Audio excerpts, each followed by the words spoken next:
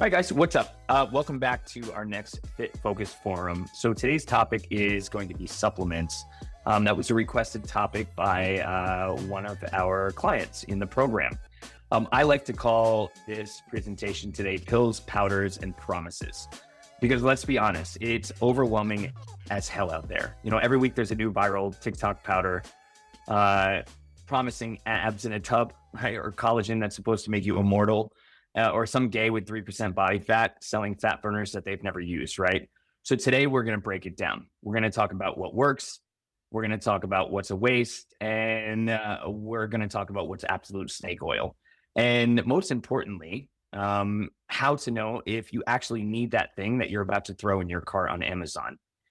So let's start with the science-backed basics, all right? These are supplements that actually have research behind them, not influencer hype, not bro science, not the whole my cousin took this once and swears by it, right? Protein powder is one of them. This is not magic. It's just convenient. So, you know, if you struggle to hit your protein goal from food, a shake really is an easy fix, but it's a food replacement, not a necessity. If you're getting enough protein from chicken, eggs, fish, tofu, lentils, and all those other great protein sources, then you're good. If not, a scoop of whey or plant-based protein can really be your best friend and help you hit your protein goals. And I know that a lot of our clients are using protein powders to help supplement because they travel a lot or they lead busy lives. And all of our clients know exactly how much protein they need every single day. And if you're unaware of how much protein you need every day, please feel free to reach out and let's talk about that. Now, the second thing that I want to talk about here is creatine monohydrate. And so this is the most researched supplement on the planet. It really does help increase strength, muscle growth, and even cognitive function. It's not a steroid, so it's not dangerous. And if you're going to use creatine monohydrate, we recommend 5 grams a day, every single day, even the days that you're not working out. And that's it. I usually recommend to take it before or right after your workout.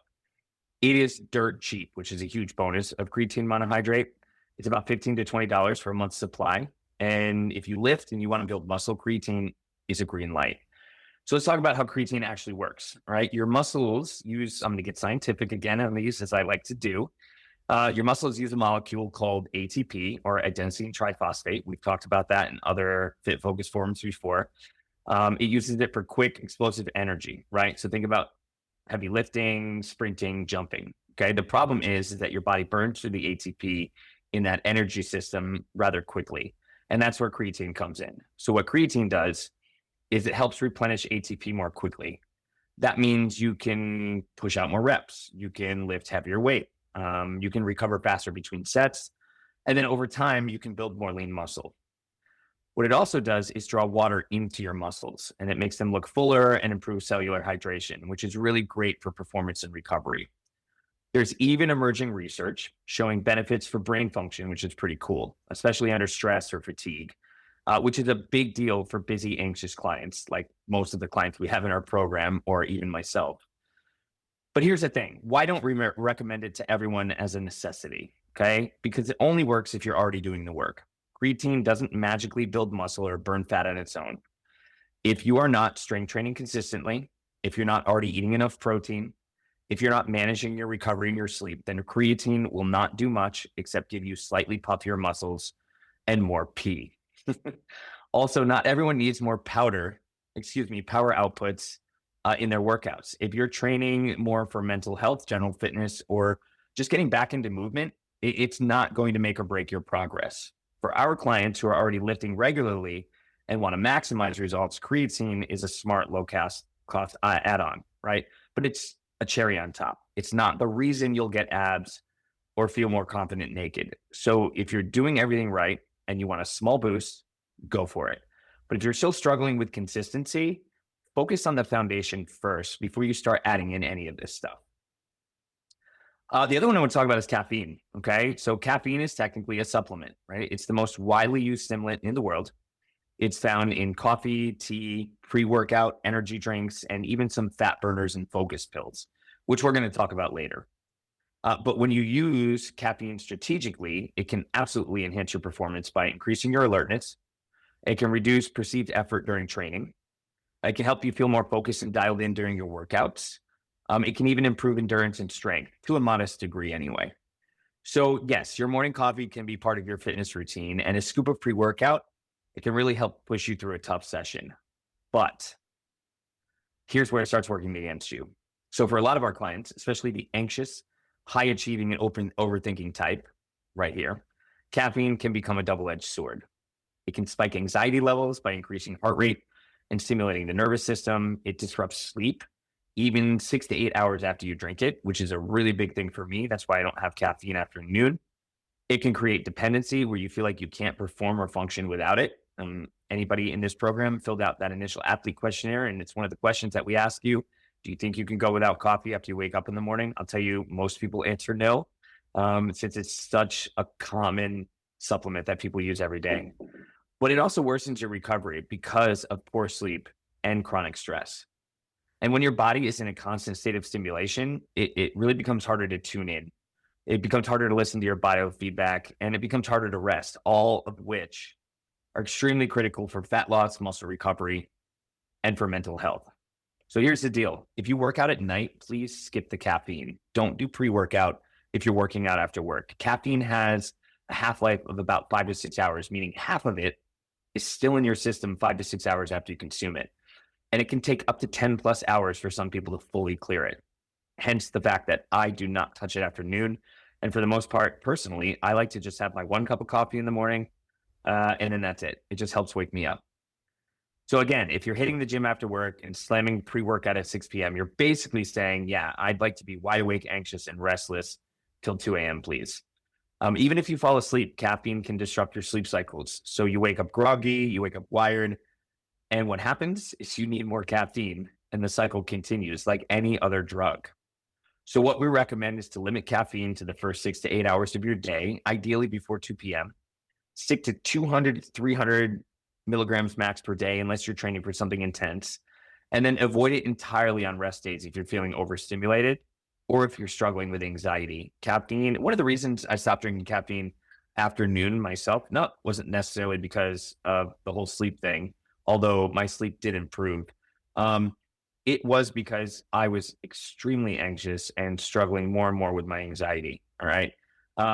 But once I stopped drinking caffeine, my anxiety levels went down a lot. I'm not saying it was a cure for my anxiety at all. But if I have caffeine in the afternoon or any point after breakfast, I have a noticeable spike in my anxiety levels, and I'm very, very sensitive to it. So if you're really struggling with anxiety and you find yourself drinking caffeine all day long, the first thing you should do is try to cut it out. And, it's like any other drug. If you try to cut it out at once, you're probably going to have withdrawals. So cut out a little bit at a time. Like cut out that last cup of coffee you have at the day, and then slowly, slowly, slowly work your way up until hopefully you're only having that 1 cup of coffee in the morning to get you going, like I've gotten to. It took me a long time to get there. So don't expect to have it, don't expect to have it happen overnight. So the whole point of the story is, yes, caffeine can help with performance, but if it's messing with your mood, your sleep, or your ability to recover, it's probably doing you more harm than good.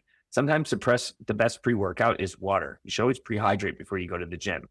Also, a good playlist helps you get through, which, our only attendee today, Jeremy, is probably going to shut me off in a little while when he gets to his lift and start, with that playlist. And we already discussed that, so I'm totally cool with it. I can't work out without music. And literally going to bed the night before and getting your full 7 hours of sleep. Awesome pre-workout. That's going to give you the energy you need to do everything you need to do at the gym. So part 2 is the maybe pile. All right. This category is where we're in murky waters. This is where supplements might help, but only under certain conditions. They're not essential, but they're also not total snake oil. They fall somewhere in the middle. They're what I call situation specific tools.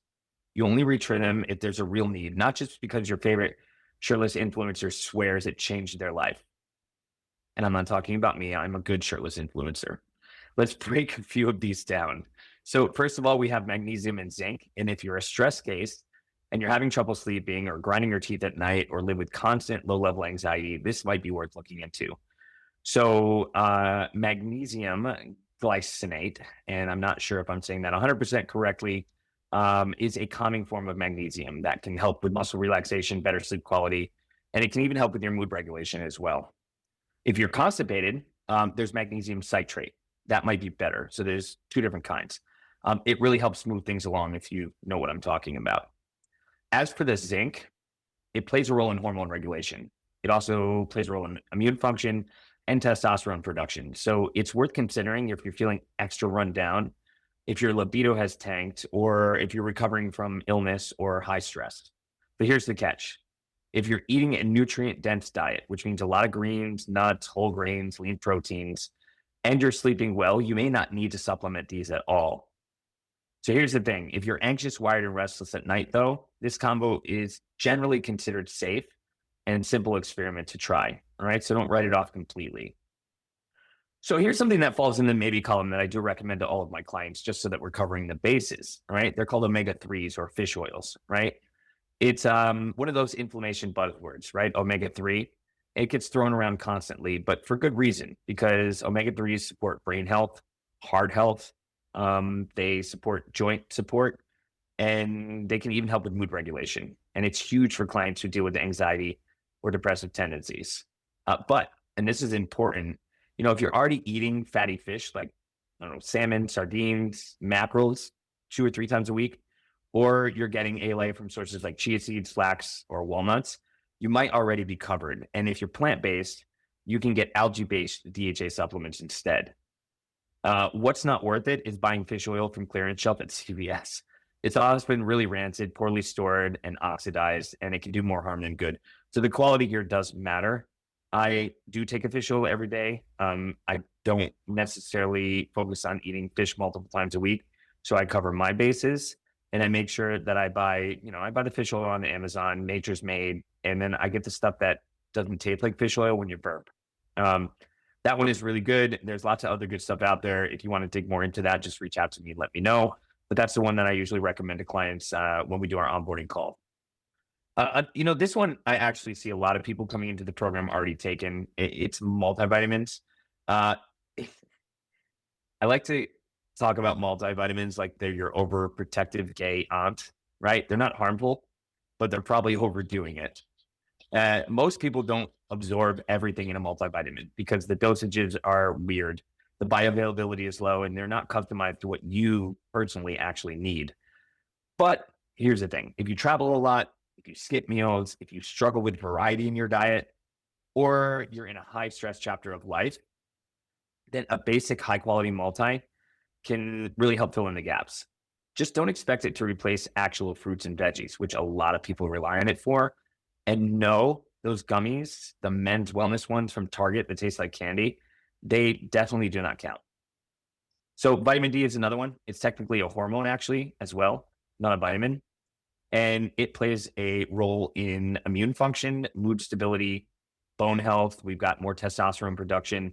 And yes, possibly body composition and muscle performance. But here's the deal. Most people in North America are deficient, especially in the winter months. All right. Or if you work indoors all day. Again, I'm going to raise my hand for each one of these that apply to me. You don't get much sun, or you wear sunscreen religiously, raising my hand again. And thankfully, wearing sunscreen religiously is not necessarily a bad thing to help avoid skin cancer, right? But it does have negative effects like blocking the vitamin D. Another thing is if you have darker skin, then you probably have less vitamin D as well because melanin reduces vitamin D synthesis. So this is maybe or must, depending on your geography and your lifestyle. So a good starting point with vitamin D is 2,000 to 4,000 IU daily. And IU just stands for the International Unit. That's how they measure it. But the best thing you can do if you're concerned with this is to get your blood levels checked. That is the only way to know if you actually need it, or if you're just guessing and adding another pill to your already packed supplement cabinet. I I have one of those pill boxes that I use, and there's a lot of shit in there, right? There's about 4 actual prescribed medications. No, excuse me. On certain days, there's 5 because I do supplement my TRT that I just announced to everybody that I was on with enclomiphene, which you take every other day. But that aside, then I've got fish oil in there. I take fiber pills because it's easier to take them than taking this spoonful of psyllium musk, et cetera, et cetera. I made the rule when it comes to supplements. If the box is full and I can't fit any more in it, then I'm not going to put any more in it. Right. I'm just making sure I choose the right ones that I feel like I need. And if I get to the point where I feel like I don't need that supplement anymore, like I start eating fish every single day, then maybe I'll take the fish oil out and put in something else that I think might be useful for me at the time. All right. But again, you're just adding to the pile and adding to the pile. And sometimes you don't need to add to the pile. So, you know, what makes all of these ones that I just talked about maybes? Because they depend on context. So if you're deficient or depleted, they might help a lot. If you're eating well, if you're sleeping, if you're managing stress, you may not need them at all. These are add-ons, they're not foundations. So they won't transform your life, but they can definitely fill in the small gaps that are holding you back from feeling your best. But you have to use them wisely. Okay, this is the part where I'm probably going to get a little worked up, and it's the snake oil part. Okay, this is the fun part for me. This is what I really wanted to talk about today. It's all the crap that looks good on your kitchen shelf, but drains your wallet and does absolutely nothing for your health or physique. And if anybody disagrees with me on any of this, I want you to message me so we can talk about it. All right, I've got the receipts. You've all probably bought at least one of these. I know I have, and you maybe still have it buried in your pantry. And if you're being honest, you don't actually know what it did because it probably didn't do much.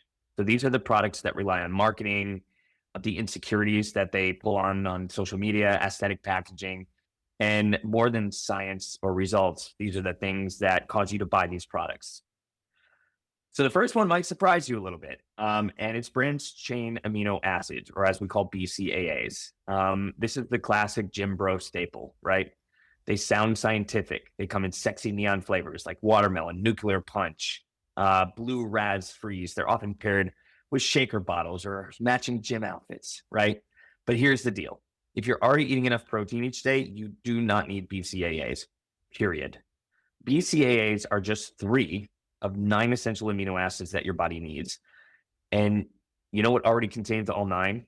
A chicken breast, a scoop of whey, a tofu stir fry, or literally any complete protein source. So unless you're training fasted, or you're on a plant-based diet with low amino acid diversity, or you're in a cutting phase where your protein intake is very low, which none of our clients are because we don't underfeed here, all right? And I'm in a cutting phase right now, and I'll tell you what, the one thing that we keep consistent, I think all of you guys have noticed, is we keep the protein where it needs to be. These things are just flavored water with a markup. So if you love the taste and it helps you hydrate, it's totally fine, but know what you're paying for. You're paying for a $50 Gatorade with less sugar. All right. Fat burners, thermogenics. These drive me nuts as well. And it sounds like what we all want, right? Pop a pill, sweat like crazy, get abs in 2 weeks. But reality check. Fat burners don't burn fat. All they are is caffeine, random herbal ingredients with names like cayenne, yohimbine, garcinia, and green tea extract that might slightly increase your metabolic rate if you're lucky. And it'd be like 3%. But what actually happens, all right? Your heart rate spikes, you feel jittery, you lose a bit of water weight from sweating more, and your appetite might go down for a few hours. But if you're not in a caloric deficit with a smart protein-based nutrition plan, you're not really losing body fat. You're just tweaking your nervous system and crossing your fingers. And if you're already prone to anxiety or have heart issues, these can straight up be dangerous. Not extra fat burning dangerous, like hospital visit dangerous, right? So if you want to burn fat, get your food right, lift weights, walk, sleep, repeat. You all know that, right? This is what every single one in the program is doing. It's not sexy, but it works and it'll make you sexy. And you'll still have a working heart, which is also sexy as well. Okay, the next 2 are going to get me even more worked up. So detox teas and juice cleanses. It gets me really fired up because they're just fucking useless, right? And they're predatory. They're sold as solutions to a problem that you don't even have. All right, guys, your body is already detoxing itself 24/7. That's literally what your liver, your kidneys, your lungs, and your skin are all designed to do.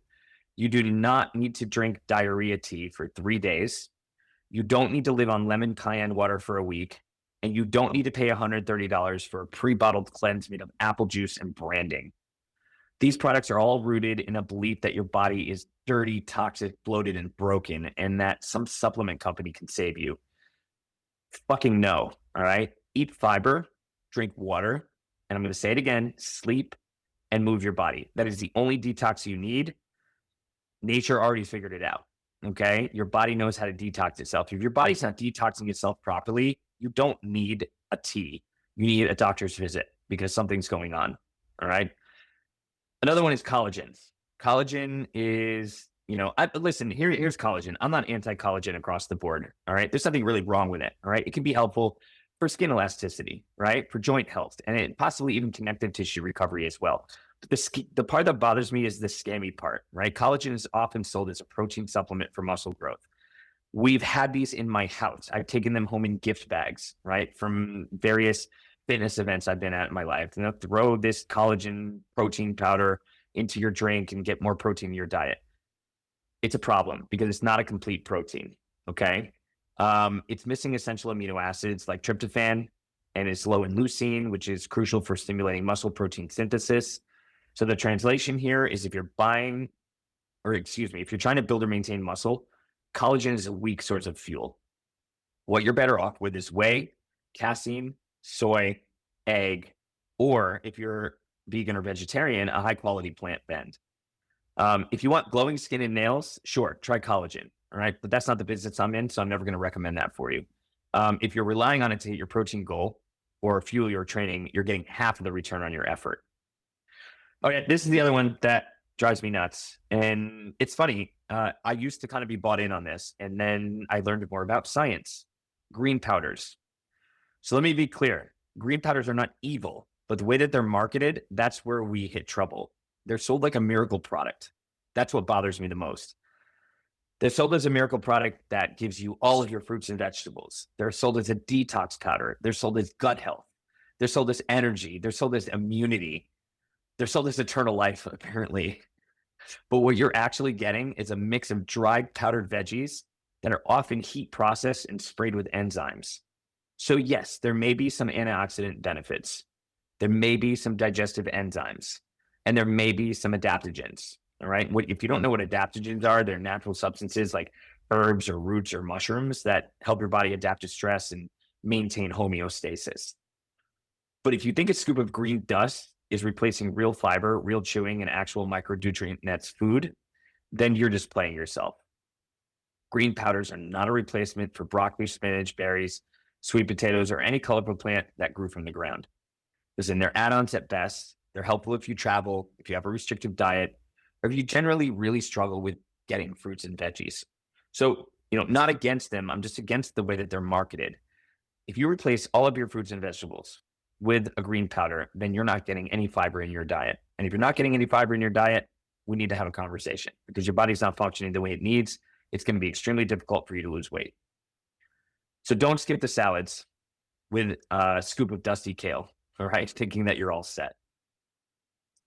So all of these things that we just talked about, right? Why do we fall for all of these things? Why do we keep buying this stuff? Because we're looking for control, because we're overwhelmed, because we want a shortcut. That's what our modern lives are all about, right? Amazon, getting food delivered, protein powders, green juices, things like that. We're just trying to get to what we need to get to as fast as possible so we can deal with everything else in our lives. And the fitness industry loves this, and they love to prey on that. They know gay men are bombarded with impossible body standards. They know that you feel behind. They know that you're busy and anxious and comparing yourself to shirtless guys on your Instagram feed. So what they do is they take that Instagram feed and they slap a promise on a pretty label, and they hope that you're desperate enough to click buy now. But here's the truth. Supplements will not fix inconsistent habits. They won't fix bad sleep. They won't fix a lack of protein. They won't help you move more. And they certainly are not going to keep you accountable. They're called supplements because they're meant to supplement the foundation, not to replace it. So here's what to do instead. And here's what we do with our clients. Eat mostly whole foods. Make sure you hit your protein targets daily. Make sure that you strength train, I almost made it to the end without coughing. That's been there for like 3 minutes. Get 7+ hours of sleep. Make sure that you drink plenty of water. 6 pints a day is the goal. Make sure you walk more, 7 to 10,000 steps, and just relax sometimes. Chill the hell out. Make sure you do mindset activities. Do breathing exercises, gratitude journal.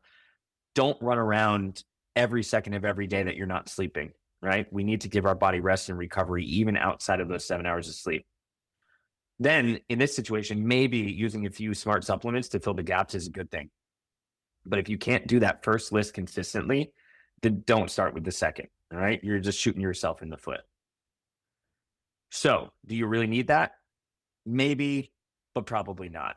Supplements are the sprinkles, they're the icing, but the cake, the results, the confidence in your body, that's built from how you live. It's built from how you eat, and it's built from how you show up for yourself when no one is watching. Uh, it just reminds me of a saying that somebody said that I don't necessarily agree. Well, I guess I do agree with this.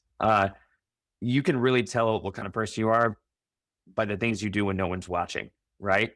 And you know, these are one of the things that you can think about. All of the things that you do when no one's watching. That list that I just talked about before. You know, if you're saying on your check-in form that you get 7 hours of sleep, but you're only getting 5, you're not lying to me or anybody else or any of your coaches. You're lying to yourself, right? So we just want to make sure that we're keeping ourselves accountable by being honest, so that the people in your life that can help you will. All right. So next time you see a hot guy holding a tub of powder, just ask yourself, is this for me or is it just another distraction from the work that actually matters? All right. You guys enjoyed that. I actually really enjoyed putting this one together very much. And I'm glad that it was recommended or asked for by one of our clients to talk about today.